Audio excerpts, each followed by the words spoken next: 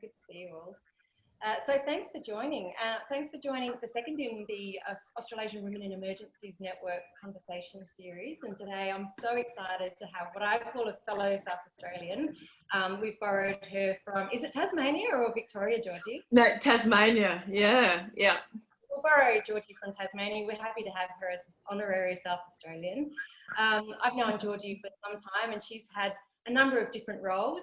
She has worked at the Commonwealth and state levels and had various different operational and strategic roles. And most recently, she moved from the dark side, which is operational response in the Country Fire Service South Australia, into the side of light, bright goodness and all things wonderful, which is what I say is recovery. So welcome to Recovery, Georgie. And I'm so grateful for the time that you're giving us today because I'm sure you're incredibly busy. Thanks for joining us. And we're really looking forward to just hearing some of your insights about your last 6 or probably 7 or 8 months now and how that's been for you as the Director of Recovery for South Australia.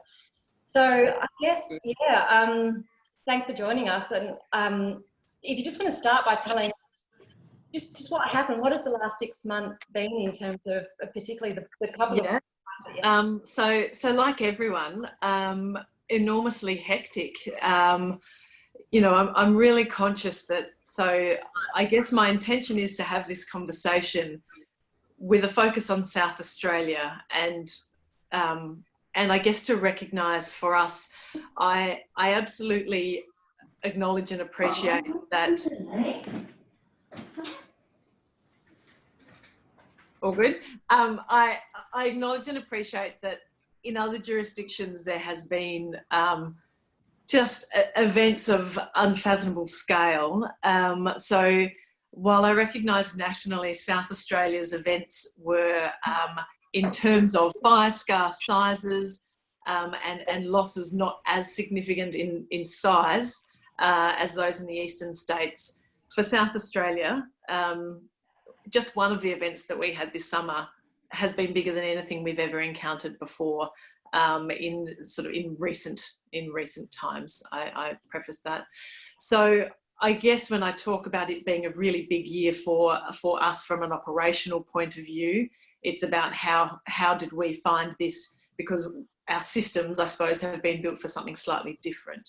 And it's worth noting as well that obviously when I say there is perhaps smaller in South Australia than in other states, it's by no means less significant and less difficult and less challenging to those who've been impacted, and indeed those who are supporting it, because we're all doing that. So I suppose that's probably a really useful context in terms of this summer for us, for South Australia, has been massive and has really the impacts on the communities. I'll start with the bushfire piece first. I guess for us, the challenges in terms of providing some of the statistics around that, most of you will be familiar with the 2 major fires that we've had this summer, which have been Cuddly Creek, otherwise known as Adelaide Hills. So for us, that was in the order of approximately 80 to 85 homes lost. Significant loss to that community, and a significant community for Adelaideans more specifically as well, and I'll get to that shortly. And then of course Kangaroo Island was in the vicinity of 90 to 95 homes lost. So a significant economic driver for South Australia, a beautiful, beautiful island. If you haven't been, go, it's incredible. Even the western half that has been burnt out, it's a remarkable island. I was going to say there's nothing like it. There are many beautiful islands around Australia, but there is something really special about Kangaroo Island. So I do encourage you, when you can travel, to get there. And we'll get to that piece as well. They're the 2 major fires, I guess, that we've talked about this summer. But it's worth noting, as in every jurisdiction, there have been other smaller events that have occurred that have really, I guess, either being led at a state level or led at a local level, that still require significant support and have still had significant impact on communities And we really run the risk of having, you know, we talked before, Amanda, about having a 5-speed economy because of COVID. Over the summer, we had, you know, I don't know how many different speeds, but in South Australia, there were sort of probably 3 or 4 different speeds state, because fires were operating at different levels and communities were operating because of the timeframes in which they'd occurred. So if you think back to Yorktown was in 20th of November, Cuddly Creek was 21st of December, and Kangaroo Island continued for a number of weeks over that Christmas New Year period. You ended up with a series of speeds of events based on the scale, the community capacity, and of course the number of losses and how that might work in the process in which they were in for the recovery speed. So I guess from our point of view, it's really around acknowledging that there were many different experiences, and each one of them is entirely valid, and each one of them required a different recovery effort, because it can be very easy when you have multiple events, I think, to focus on a one-size-fits-all rolling it out, when in actual fact that's the last thing we want. We want a recovery piece that actually resonates with the community and is of course led by the community, and we've been at great pains to ensure that with the scale of events this summer, that local community recovery piece is not forgotten, because it is just so important to ensure that the communities own and understand that and have a voice in that recovery plan. So in terms of very long, I've sort of meandered, but well, it was a long event, Georgie. It's okay. It took almost as long to introduce the event as it did for the event. That was summer. So when you say it was unlike anything you've experienced before, is that because one of them on their own was something quite unique, or was it really the fact that they were these cascading events that some communities were coming out of their sort of response, starting that early phase of recovery while you were sort of supporting communities that were going through the response phase as well? Was it the fact that there were 3 going on at once that was unique, or probably Kangaroo Island all on its own would have been enough? Yeah, that's right. So when I think about in recent times other events that we've had in South Australia, they have been the size of, so Cuddly Creek was already bigger than Pinery or Sampson Flat in terms of scale and losses. They're all significant to individuals who are impacted. So please don't think for a second I'm suggesting that anything has less impact on the individuals and the communities who are impacted by that.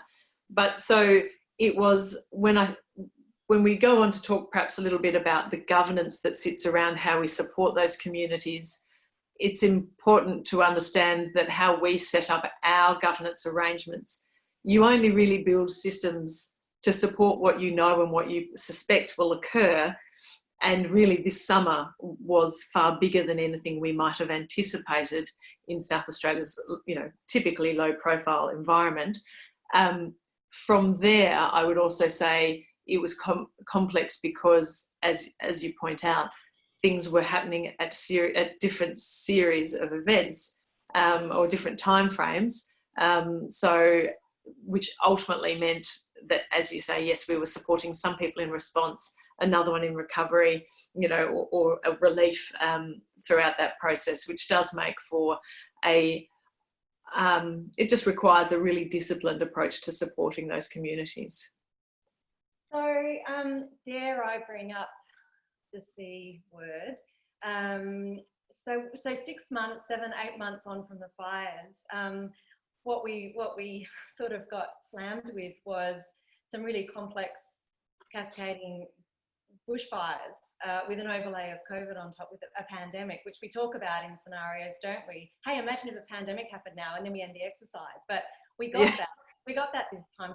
So where is it? Where are you at now with respect to bushfire recovery? And if you could just share a little bit of insight about what COVID has meant for your recovery efforts. Yeah, so I feel very conscious and very grateful that South Australia really, in terms of COVID, is in a pretty good space. We are back to being out and about with restrictions, but really we can still do things as long as we make plans for around that. So I probably just wanted to, I guess, share some of the things that are occurring within the bushfire areas, we have seen, I think first and foremost, it's worth pointing out, in our recovery centres, we have seen a significant increase in attendance at those recovery centres. There are people that we are seeing in relation to bushfires at these recovery centres that we've not yet seen before. So it is the first time that we're seeing them. So for whatever reason, they've not felt that they needed to attend the recovery centre before now.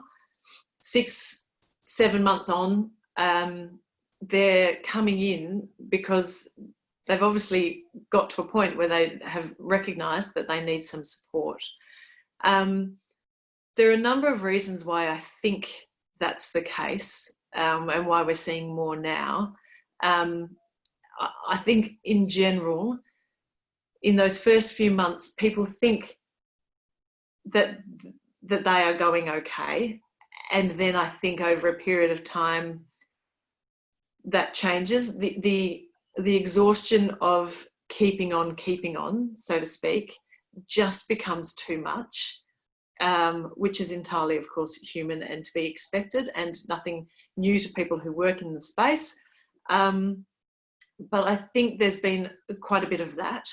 I think obviously there were people who were reluctant to come into the recovery centres during COVID, and while the recovery centres remained open, they were open in a limited fashion, and people who might have not felt comfortable going online or going to a phone environment were then wanting to come into person once they felt safer to do so. So of course there's that as well.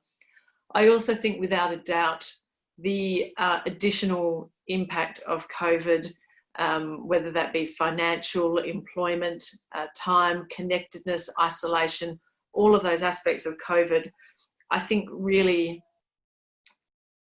drove home to people that they maybe needed to explore all the assistance that was there for them. So I think there's been a real drive for people to come forward.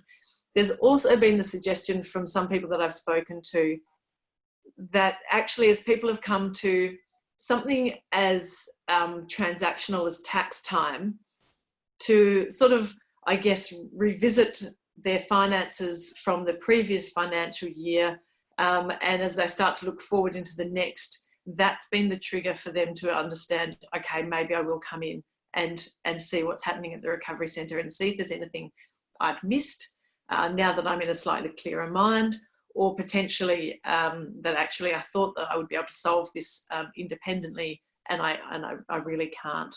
So there's a number of reasons I think why that's been increased, but I think it is not just increased last month, it is increasing week by week, which I think is a really interesting observation in terms of how people are coping with COVID. Importantly, I think when it comes to community engagement, there has been significant, the ability now, of course, for in South Australia to have people get together and to do things has been a bit of a game changer in being able to do that. We've got obviously Christmas in July coming up this month in the Adelaide Hills. There's been a fantastic program called Gardening After the Fire, and it was a winter collection day where people could go and collect their sort of, you can tell at this point that I'm not a gardener, but do you propagate? You propagate plants, don't you? Is that right? Gardeners nodding, yes, excellent. So propagating plants, being able to grow those and to collect those and to work with a community to bring those and get those vouchers for fruit trees. And some of those things sound like superficial things, but they're far from it. It's this mental health of being able to repair your garden, your patch, and to be able to do that with the community and to work alongside and help people rebuild their gardens. It's such a game changer, and it was such a successful day. And obviously that is a process that will continue. So to be able to do those seemingly little things that are quite frankly huge things is really important and really able to be done. I think the important thing too is really just about ensuring that that communication during COVID continued. So we had a number of strategies in place in how that would be done. And again, I'll use Adelaide Hills as an example, because the community development officer there did an amazing job of working out how community reference groups could still contribute to the recovery plan and could still get together, could still bring in some of those solutions. And I caught up with her again this morning just to make sure I had all of the detail that she'd been working on. But she was really, I guess, quite focused on, the community reference group was 30 people, which of course face-to-face is wonderful. That's a great group to pull together. But to do digitally, particularly if you've got people who aren't familiar with digital mediums, then it does become quite difficult to make sure every voice is heard. So it was broken up into township clusters, which made it far more manageable to be able to have themed conversations. And then what ultimately Miranda did is she pulled that all together so that she could deliver a report so that the community of Harrogate could understand what the community of Mount Barker, for example, thought and felt, and to bring that together so we could synthesize those themes, so that everyone, I guess, could get a sense of the rooms that they weren't in and what else was being seen. And there were themes, of course, that were being picked up that can be then shared. And I think that was a really important way of ensuring that a digital medium became very comfortable for people who might not have ordinarily used it. I mean, I think we've all become far more au fait with digital communication than probably we ever were before. I'll include me in that. So I think by doing that process of breaking it down so that it was comfortable for smaller groups to be a part of, just made that information flow still happen. And so to facilitate that further, there's been a real focus on Facebook videos so that people can understand what processes are still happening and what isn't. There was concern, very much so, and I'm sure South Australian communities impacted by fire are not the only ones who feel this way or felt this way. There was concern that, of course, when COVID came and arrived, for want of a better expression, that the communities impacted by fire might feel forgotten and might think that actually maybe their recovery was no longer happening anymore. That was compounded again by the fact that obviously recovery centres did have to reduce their services and the people in them. So to combat that and to ensure that people understood what services were available from departments and agencies, they did, so again, Miranda did this fantastic interviews with department representatives to say, hey, what are the services that you're delivering? Tell us a bit about how people can do that. In the absence of being at the recovery centre, in staggering who might be available at recovery centres, just to try and keep that communication piece still happening so that people understood and felt that they knew where to go if they still needed specific assistance, or if they hadn't been to the recovery centre for a while, that they could get that information. So I think there were a lot of newsletters undertaken, and there was a lot of hard copy printouts really going out far and wide to people who might not be able to follow the usual mediums of recovery and communication. And the last thing we wanted to see was that COVID became I guess, and it did to a degree, and I guess we couldn't really avoid that, but that it stalled recovery. The mental health and connection, we talk about connectivity being such a key part of recovery.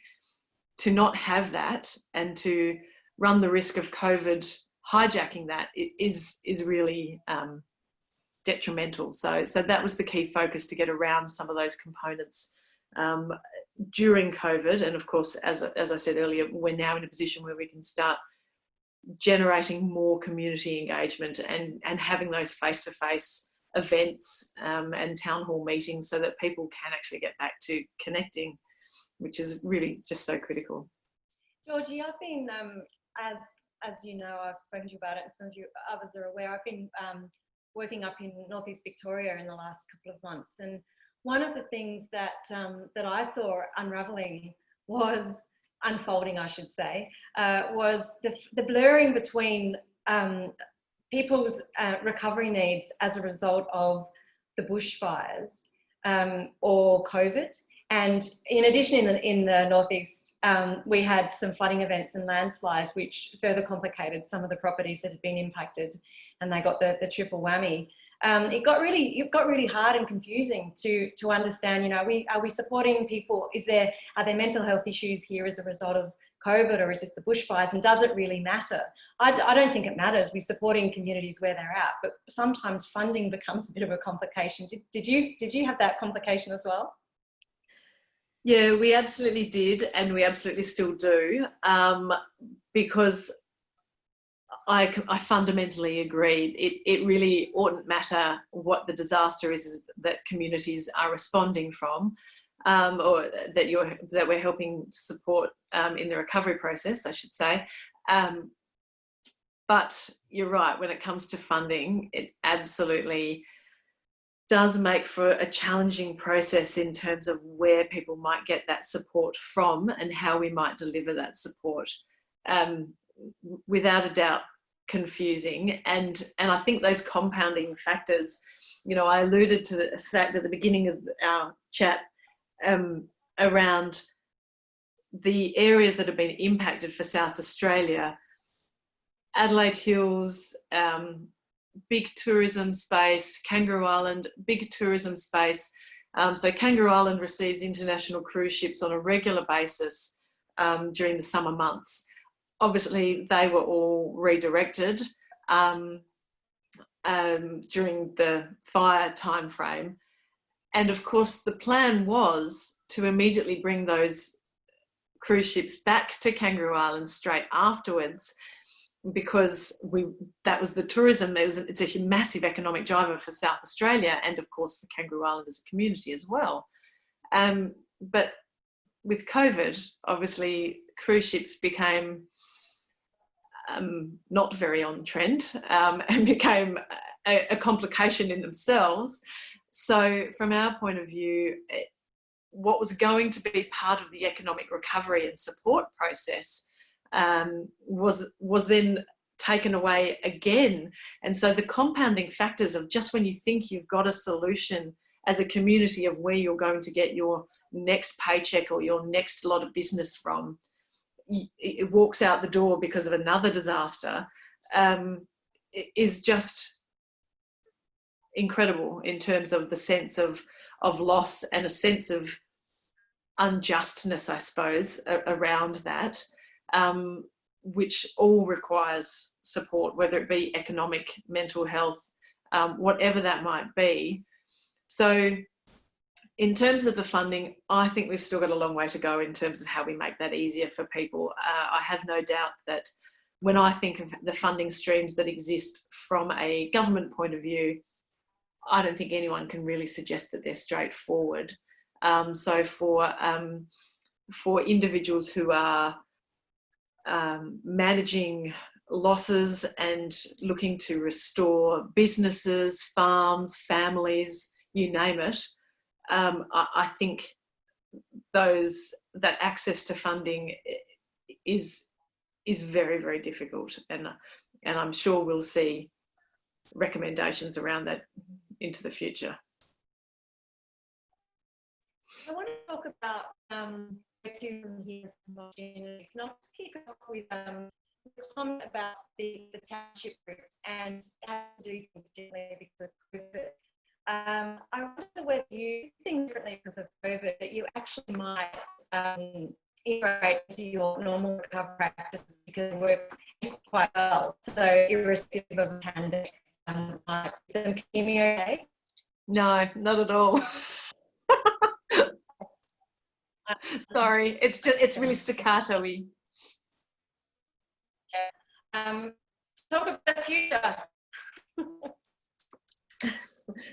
So what I'll assume that you might have asked somewhere along the lines of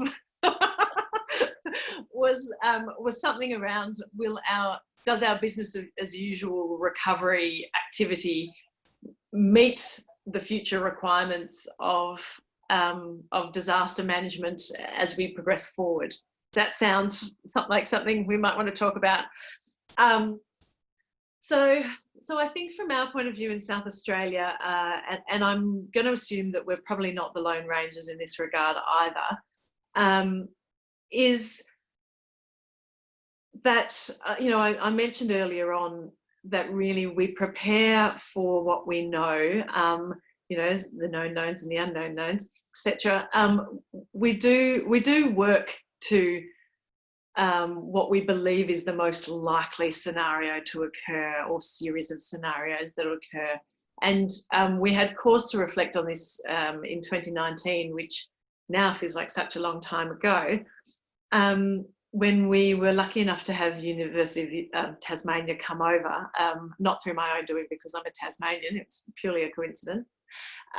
But they came over and they have a wonderful stretch thinking sort of program, and it was designed to try and help us to think more creatively about what the challenges might be that we're facing, so that we can, rather than just saying, well, here's the problem that we face all of the time, this is the solution we're going to deliver to it. It was, okay, so actually what's the worst case scenario, and okay, what's the best case scenario, and how might you reshape that to come up with a really strong solution? So it was encouraging us to really sort of stretch our minds about how we might respond in the recovery sense, when I say respond, to those incidents and that activity, and any sort of, it's far ranging from terrorism to earthquake and everything in between. So that, to me, was a really useful exercise, and that's now an exercise that we're exploring on a national basis to try and help us all nationally understand, actually, here we are with a scenario that's just been, that has really probably stretched most of our thinking around how we might do things better. And I think we'd all be kidding ourselves if we didn't all say that there's things that we've learned along the way that we might change for next time. So I think that has been and will continue to be a really useful process. For me, as I stare down the barrel of next summer and I think about the fact that in essence we have about three months to roll out the lessons that have been identified. We've been lucky enough in South Australia to have an independent review done. It was largely focused on response, but there are a number of elements around recovery in that we'll now be able to address, and that's been fantastic. I know sometimes it can be tempting to shy away from reviews, but actually I think there's no better way of ensuring that we end up doing a better job next year, when I'd like to say a few more years perhaps, because I'm not banking on this being an annual thing, but that's what we need to prepare for. So I think the review is really just such a good opportunity to understand the bits that worked well and the bits that didn't. For us, I do think that our processes need to be stretched and we need to think about how we can do those better. We have a small team, we have an agile team, and often there has been a conversation, and maybe this exists in other jurisdictions as well, that recovery is not something that whole of government do, that everyone does. And I know this is quite a government-centric viewpoint here, so bear with me. But that it's actually just something that a small group of people do. And from my point of view, I really want to ensure that there is a broad understanding that recovery is a function that all of government is responsible on supporting communities to deliver. Because if we're trying to do something that is not in support of a community, then we're kind of missing the point of what recovery is, and we're never going to hit it, and we're never going to get there. So I'm very, very conscious that we need to understand, as we look to get better through these reviews, how we can best reflect what community is ready to talk about when, and some of the bits that, I guess, to be honest, government can do behind the scenes without community being interested in talking about, and have some stuff in the wings ready for when they are ready to talk about it, to say, here's some things we've worked up, here are some options, what do you think, when that time is ready to discuss them. And I think for us, that's how we will probably change a lot of how we work, and bring in a stronger coordination piece around that. There is,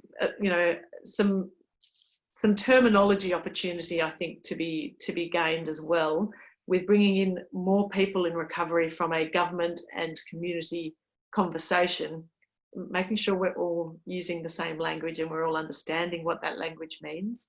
I think sometimes we use language and we think the other party understands bits and pieces, only to realise at the end of consultation that, actually, when you said this, I thought that. It's quite easily confused. And I think just about having the openness to be honest about those words, and probably a little bit disciplined about some of those words too.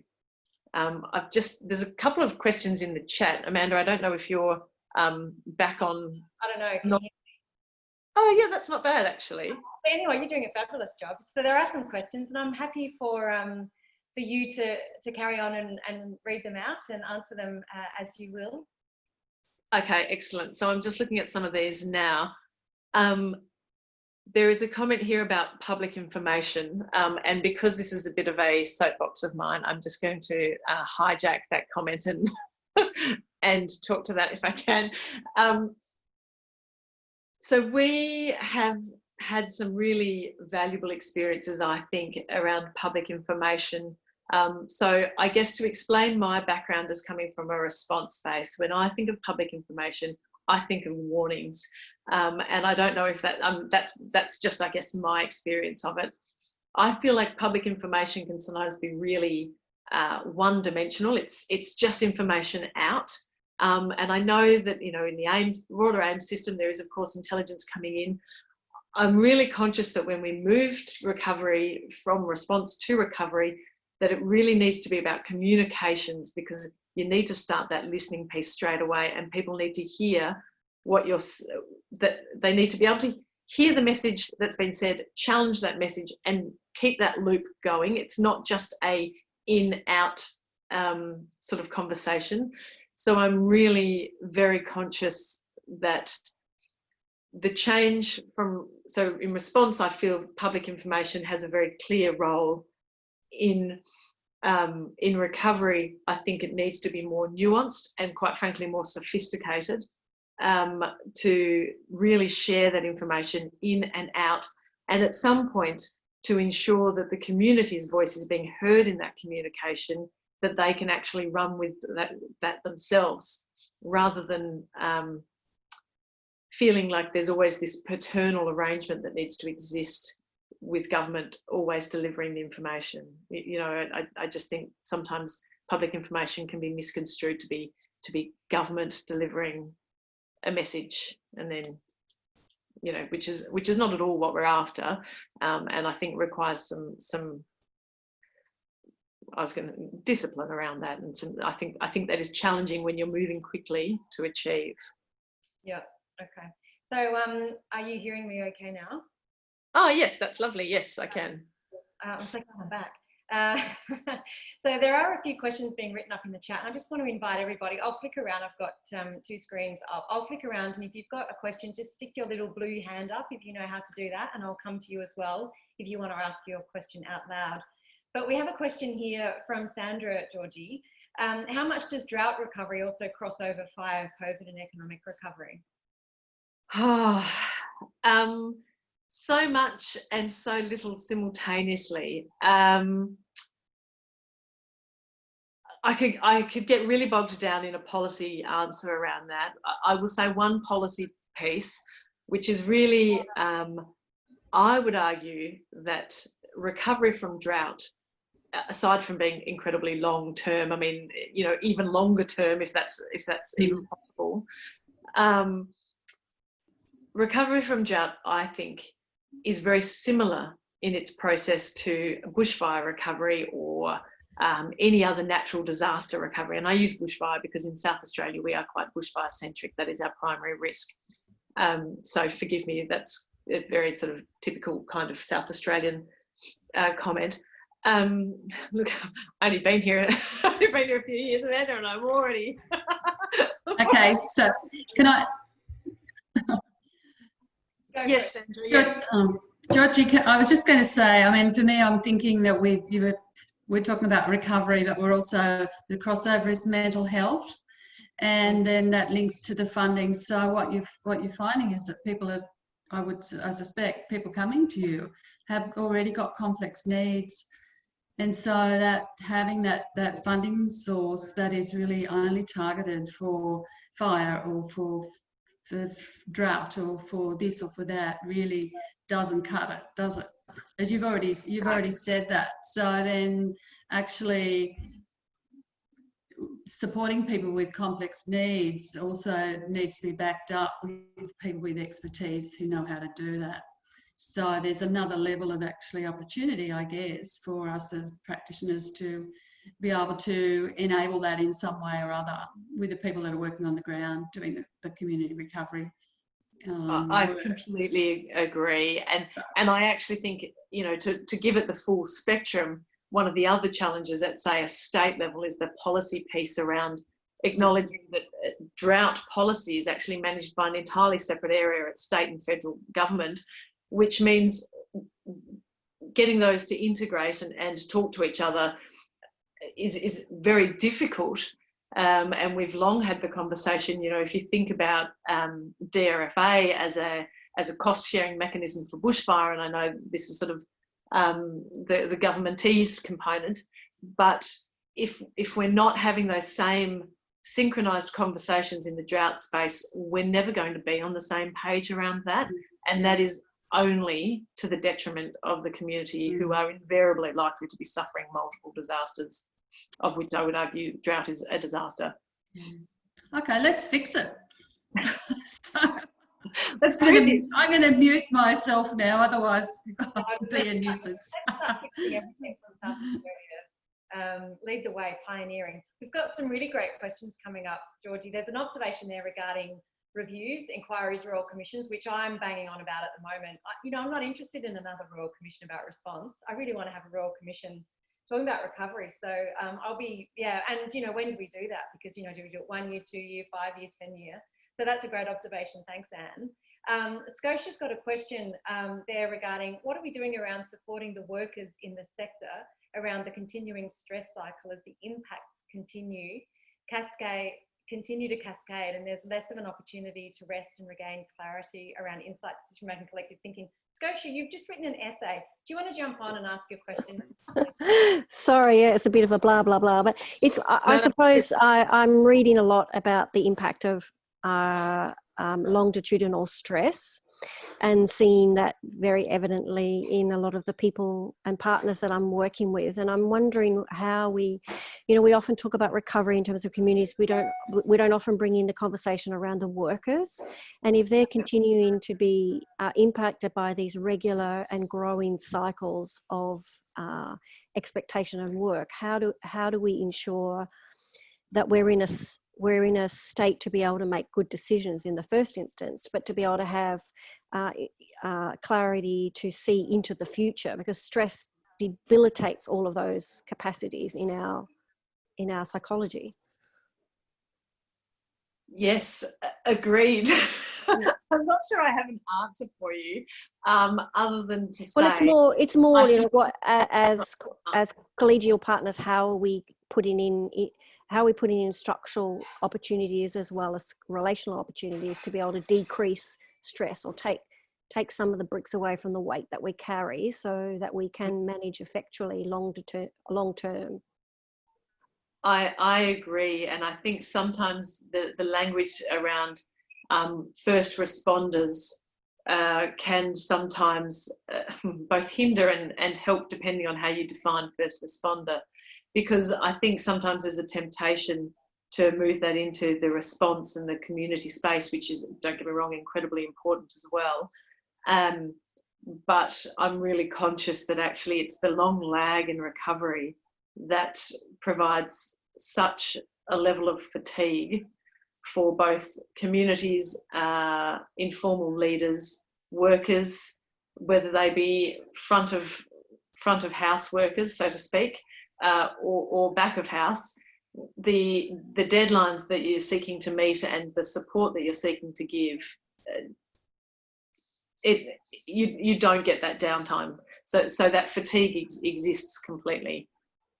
So therefore, we're working in an irrational space. So what can we start to put into place to shift that? Because if we're not addressing it, it just will continue. It'll be perpetuated into the future. So where or who are the people we need to talk to, or what are the mechanisms we need to approach or attack to start to shift that? Because otherwise, we're just creating an inappropriate workspace. Yeah, I think first and foremost, it's about recognising the importance of the work and actually for the commitment to be put into resourcing the work accordingly from a budget point of view. And I guess we're in a complex environment in managing that. Yeah, but also it's an opportunity, isn't it? So who do we need to approach, whether that's at a state or a federal level, to start to have that conversation? Because if we can't do it now, we're kind of setting ourselves into a position, into a long-term future where it's not going to change. It'll only be deepened. Yes, and so I would argue, my first thought to that is that it is absolutely at the federal space, because it's affecting all jurisdictions across the board. Each state can do their own aspects, their own sort of support for that to a degree, but it really is, I think, a federal positioning that probably needs to support that. Michelle has asked a fabo question, and if you want to jump in, Michelle, you feel free to do so, but it's regarding community-led recovery. It's one of my favourites at the moment. So tell us how you've done that and achieved that, and teach us all, Georgie. Look, I feel like we are sometimes a bit of a broken record in this space, and I don't think I'm the only person doing this.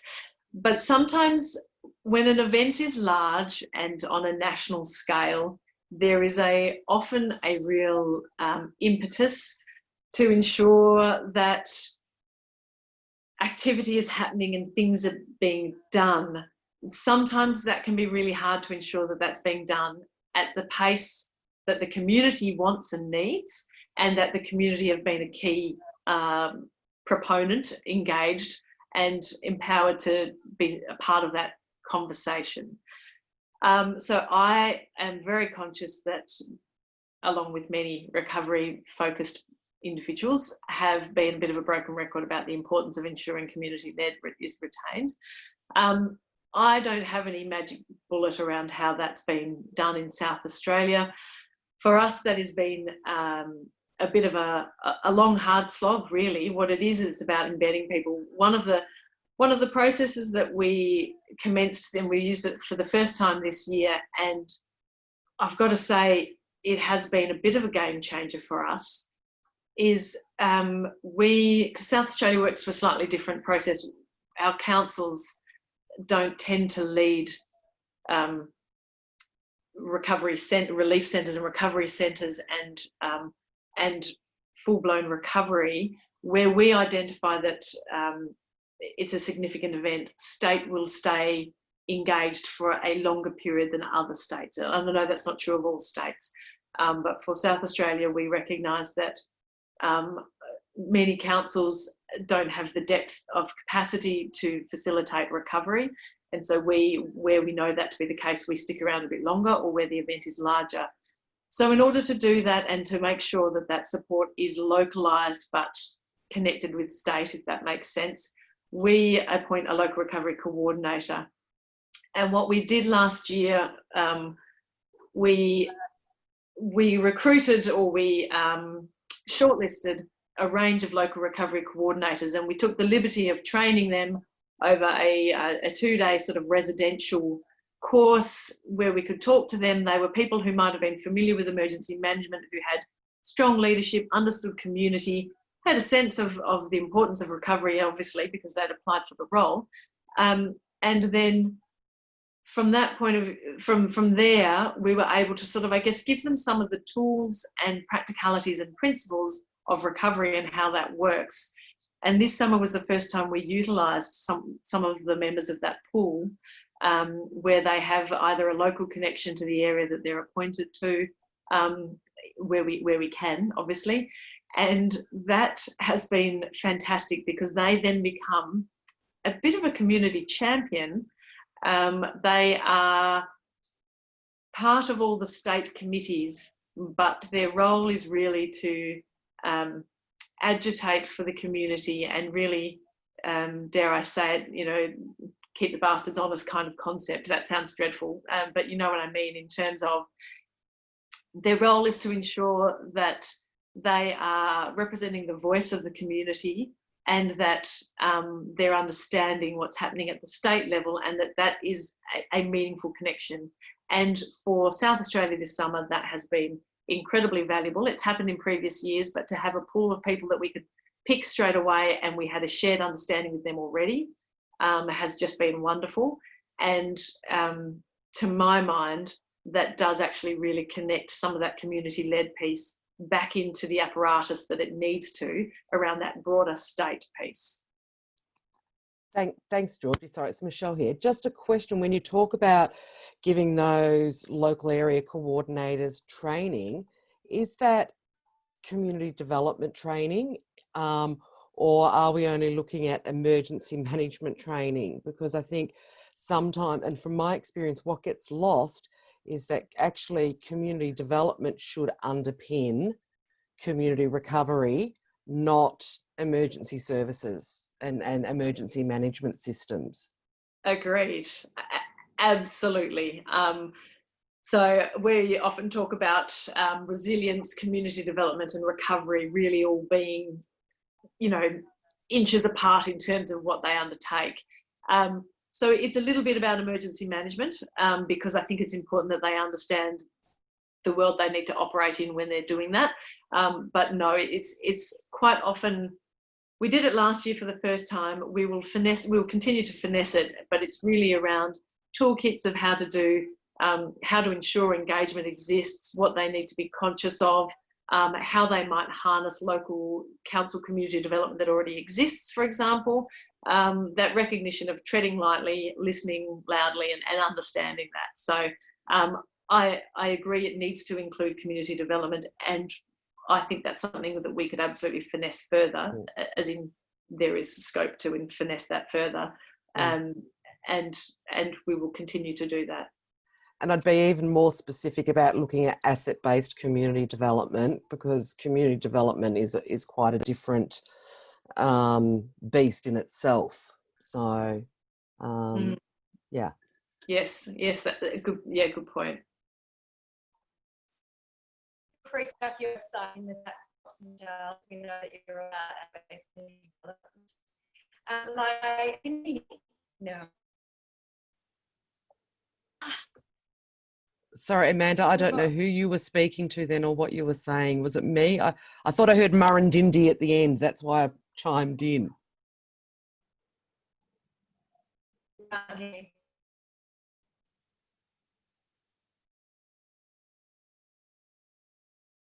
I think Amanda's internet's not going amazingly, so I'm just having a quick squiz through the comments. You put a message in the chat about Susan, then Aisha speaking. Yes. Susan.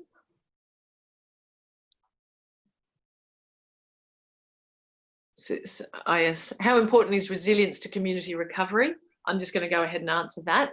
And what can community engagement contribute to community development resilience? Do you have programs aimed at empowering resilient communities? Susan Scott, Brisbane. Thank you, Susan. So, wow, just a small question there. Sorry, look, it's Susan here. I just need to declare my vested interest. That's my PhD topic, and I'm just about to submit my proposal. So, I'm just totally immersed in resilience for disaster recovery. Yeah. It is absolutely a PhD worthy topic because it's huge. From our point of view, in a South Australian context, we always, I have many dreadful analogies, and I know Georgina is on the line and she will know many of my dreadful analogies. Some of them involve butterflies, but one of them is about, the fact that actually a really strong recovery does result in a strong, recovery done well results in a resilient community. Because what we want to try and do in the recovery space is, and this is a bit of a preachy statement, but I think it's really easy to fall into the trap of just recovering communities from the disaster they had, i.e. a bushfire, for example, when in actual fact, we really want to make them more resilient to any risk and disaster that might come their way. And what we want to build is actually those fundamental, underlying connections and connectedness and risk identification, so that there is that increased resilience across all disasters. Now that seems a little bit utopian. I appreciate that, because, in order to do that, we probably need some significant reworking on how we roll things out to a degree.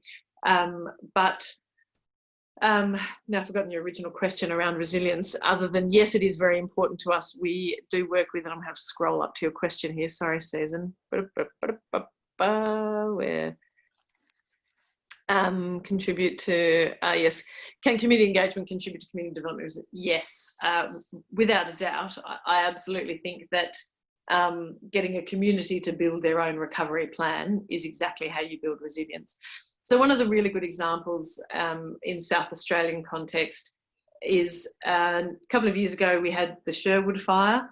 The community actually were a really strong community and led that recovery themselves. They regularly visit other communities. So they went to Yorktown this summer to help support Yorktown in some of the experiences that they identified. They continue to sit down and work through. So as really quick backstory, the fire came from the opposite direction to the traditional direction. So fires for South Australia normally come from a northwesterly direction. It came from the different direction due to the wind change happening at a different time. That meant that all their typical preparedness activity didn't quite work for them, and they now regularly talk about how they do things differently. This is about leaving garage doors open on danger days, all those sorts of things. When new farmers come in, they induct them into the processes of what they've learned. They travel over to Yorktown this summer to do that. They were intending on travelling to Kangaroo Island. That got held up due to COVID. They will go back and do that again when time permits. But to me, by the community leading all of those processes and doing that and connecting on that, has absolutely built greater resilience in that community. It's the perfect partnership. Is there something that we can do as community engagement practitioners in the planning and preparedness phase that would build that resilience, so that, and I mean, I know, for example, in Queensland, they've got local resilience plans or strategies that they're getting communities to prepare, but we seem to throw all our effort at the recovery phase, and I'm just starting to think that there's more that should be done in peacetime, so to speak, so that there's a level of resilience there. And then it's like you mentioning those local recovery coordinators. You had the pool, you'd done some training, the event happened, you could call on them, they were ready to go. To me, that's resilience. Agreed. Yes, absolutely. There is absolutely more to be done, and I think resilience plans and recovery plans. So in South Australia, we have 11 emergency management zones, and with those zones, they're across multiple. So that's multiple councils joined together. just by the nature of the way we operate in South Australia. And with that, we develop recovery plans for those zones. One of the things I would say, the challenge around that is quite often there is a great deal of apathy around wanting to do those resilience plans if that community's never felt the challenge of a disaster. That it's about how do you get that buy-in from a community to own and run that, because it's a bit like I think if there's never really a deadline, maybe things don't happen. If you think it's never going to happen to you, it falls to the bottom of your list, people are busy. How do you give that urgency to it and ensure that communities own it? Because if you're delivering a plan to a community, then you haven't built resilience, you've just delivered a tool. So okay, that helps, thank you. Can you hear me? No. yes. Yeah, okay, quickly, Asaya, jump in. I really want to hear from a bloke. Oh, okay, kia ora from New Zealand, and thanks for letting me ask a question. For us, I think, you know, we have had plenty of conversations here in New Zealand that, you know, communities that are, you know, often experience, you know, negative outcomes across many things. You know, for us it's Māori, you know, that they feature in the negative outcomes for housing, for well-being, for you know, for more likely to live in poverty, for and even in our fire statistics. Our broad brush approaches to try communicate with people, you know, during an emergency or during recovery tends to only work for, you know, tends to cater for those that sit within the bell curve and not for those that are often, you know, experience, you know, are marginalised, or, you know, I think this event potentially amplifies the negative impacts. I'm quite interested to see if there's been any sort of adjustment in the way you've worked to, you know, to try do things better, or if there's been any conversations in the Australian context as to, you know, how you can do better. Yeah, great question. Wow. So one of the things that has come about, and I'd love to say it's because we've had wonderful foresight and been enormously proactive. In reality, it's probably been because of COVID. So I guess we have COVID to thank for something. But we, in South Australia, I say we, so the South Australian Housing Authority, who looks after so code blue, code red, housing support in cold and hot weather, and obviously housing support more generally.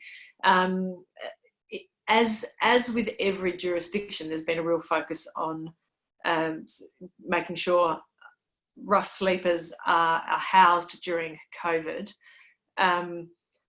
It has also led to, so when we talk about relief centres in South Australia, we don't do evacuation centres. So we don't bring everyone into a tent. South Australia's always been very lucky in that our population has allowed us to put people in hotels for a period of time. We're now talking about how we might do things differently into future events around some of those housing components, identifying those already marginalised individuals, and domestic violence is a big piece of work that comes into that as well. I would suggest that we're in a position that we're talking about how might we do things better, as opposed to we've got this whiz-bang solution. There's an awful lot of heads that need to be put together to resolve that. I think conversely, COVID has also had the impact of, it can be very tempting to say, oh, well, we can no longer meet in person, so let's just all go online, a la this afternoon, which is fantastic. But for communities who've been impacted, if they don't have digital access or they are already behind the 8 ball, then we run the risk of excluding them altogether. If the only way we can then engage is via a digital medium or a written word, then there are already people who aren't fitting into that space and who are the people who need the help the most. And during COVID, of course, outreach ceased. So what happens to people who were reluctant to come forward and weren't getting perhaps that verbal support? So and that face-to-face support. So I guess all I can say is I think COVID has challenged us greatly in how we might support bushfire recovery, and I think there's been a really solid recognition that we need to do things better. That next step of what is that better step, I think is still being nutted out in reality. I think there are some tweaks and things we've identified, but I would say there's still a hell of a long way to go on that. We have hit 6 o'clock and we have still a couple of other questions in the chat box. Michelle Villeneuve, thanks for joining us. She's been doing some fabulous work supporting people with disability in all phases of emergency preparedness, response and recovery, and she's requested anyone to send through to her. Her email is there. Any information there that you have, some good stories, she'd love to hear from you. I will call an end to the session because everyone's given up a lot of their time, and thank you very much to Georgie. Thank you for your questions. I'll take a note of them and I'll send them through to you, Georgie. If there's any that you feel compelled to respond to, we can include that in the next newsletter. Yeah, so, that would be great. Thank you so much for your time. I'm sure we could continue. We've got a list of topics that we can talk about. Climate change has come up. Perhaps Michelle will grab you another time and get you. Big questions. Climate change now too.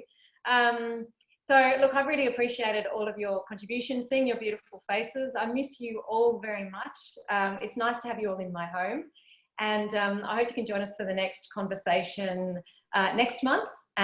Stay tuned to find out who that will be with, and I hope to see you all in person again very, very soon. Love to you all. Thank you, Georgie, and thanks everybody. Thanks everyone. Thank you. Amanda, can you save the chat? There's a whole heap of links there. So I have the chat and I will send them around to you. Thanks. You're very welcome. Thank you. Nice to see you. See you soon. Nice to see you all. Bye-bye. See ya.